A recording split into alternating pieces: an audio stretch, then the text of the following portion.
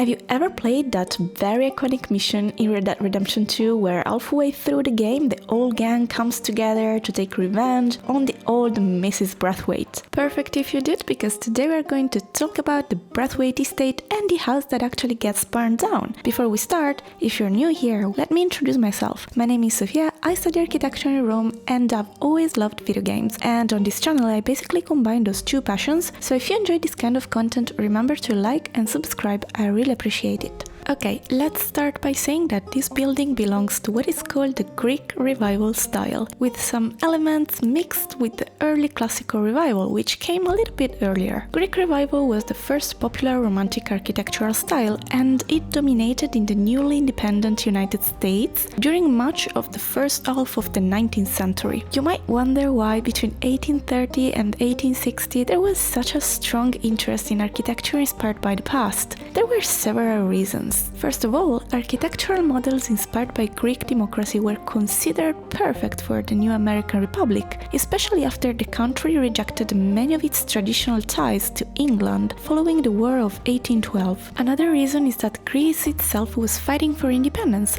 and this created a strong feeling of sympathy in the United States, which had recently gained its own independence. For all these reasons, Greek Revival became the dominant style of American domestic architecture, and its popularity was so strong that it was often called the national style. But what are the architectural characteristics of these buildings? One of the most famous stereotypes of American architecture is the large Greek Revival mansion with a full columned porch, as we can see in the game. So the first interesting element is the full facade porch. This means the colonnaded porch covers the entire height and width of the facade. Unlike many Greek Revival houses, this one does not have a triangular pediment above the porch, which instead is covered by the main roof. In this house, the porch also wraps around the building, and this makes it a subtype that makes up about 1/4 of Greek Revival houses, mostly common in the southern states. The columns are Doric columns which stand on a base called plinth, and they support a large entablature which then supports a low-pitched hipped roof.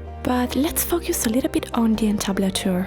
This element comes from the ancient Greek temples, so let's take for example the most famous one, the Parthenon. As can be seen from these photos, the entablature was that linear element that rested on the columns, a kind of beam about 1 meter high that was decorated on different levels with metopies and triglyph, with bas-relief figures that told the stories of myth. In American architecture, this element has been translated into this entablature, divided into 3 levels. The column supports the architrave, above which is the frieze, and above that in turn is the cornice. And now let's focus on another very important element, the columns. This element also has its origins in the ancient world. In fact, columns developed in different styles over hundreds of years. The one we see in ancient Greece, the prototype of the columns, is the Doric column, which we see in the Parthenon. This type of column later developed into the Ionic column with a volute in the capital, and it also has slightly different proportions from Doric columns because it is a little bit more slender. Finally, in ancient Rome, the Corinthian capital was developed during the Augustan age, which is decorated with leaf patterns. All 3 types can be found in Greek Revival houses and in many other American architectural styles influenced by classical architecture. The ones we see in this building in Red Dead Redemption 2 are Doric columns but unfluted. Next to the entrance there are also Roman Doric fluted columns without bases. These appear in about 40% of Greek Revival houses. Mixing different classical elements like this was actually very common. Some houses tried to follow Greek architectural rules very strictly, while others included Roman elements. Many others used vernacular adaptations, meaning simpler versions inspired by classical architecture but without a precise historical model. For example, in the Braithwaite Mansion we can see a detail that usually belongs to earlier colonial architecture, especially the early Classical Revival style. If we look at the main doorway, this detail is the semicircular or elliptical fanlight above the door, and because of this we can clearly see a mix of architectural styles.